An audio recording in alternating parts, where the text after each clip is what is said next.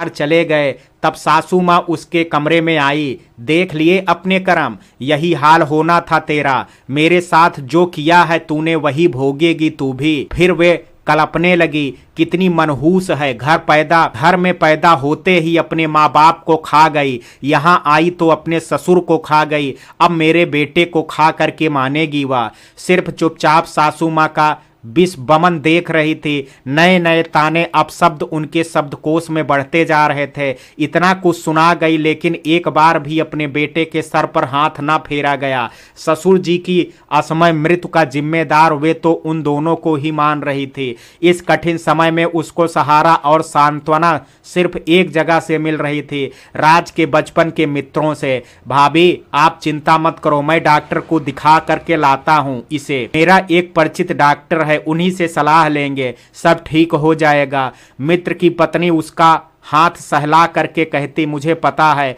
आपके घर का हाल, आप अपने आप को संभालो, बच्ची को देखो। आंटी सास को लोड मत लो, वे तो ऐसी ही हैं। उसे कुछ समझ में नहीं आ रहा था कि वह कहाँ कहाँ क्या क्या देखे, किस किस को संभाले, क्या करे। सासू माँ तो उसे देखते ही कलपने लगती हैं। जेठानी को भी उसके खिलाफ अंट संट बोलने का मौका मिल गया था। उस पर राज की यह हालत, वह न लेट पाता न चल पाता, बैठे बैठे ही वह सोने की कोशिश करता, रात भर दर्द से चीखता और वह रात भर उसके हाथ पैरों की मालिश करती।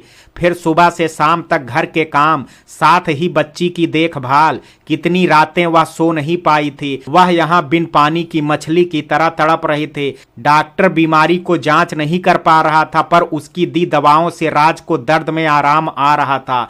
वह लंबे समय तक छुट्टी नहीं ले सकता था, अतः उसे थोड़ा आराम मिलते ही वह फिर टूर पर निकल पड़ता था। बच्ची को दुनिया में आए 2 महीने होने वाले थे। उस दिन वह काम से फारिग हो करके आई तो देखा कि सासू माँ गोद में बच्ची को लिए लान में बैठी हैं।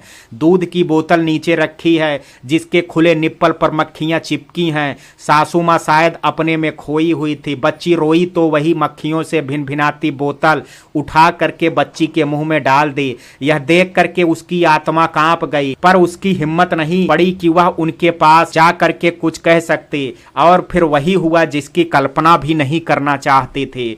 अगले ही दिन से बच्ची को दस्त लग गई थी। इतने दस्त की बेचारी जरा सी बच्ची की हालत खराब हो गई और इधर उसकी हालत खराब हो गई। सर्दियों में गंदे कपड़े धोते धोते दस्त तो हो ही रहे थे, बच्चों को लगते रहते हैं दस्त, ऐसा ही समझ के चलते वह धैर्य धारण किए बैठे थे।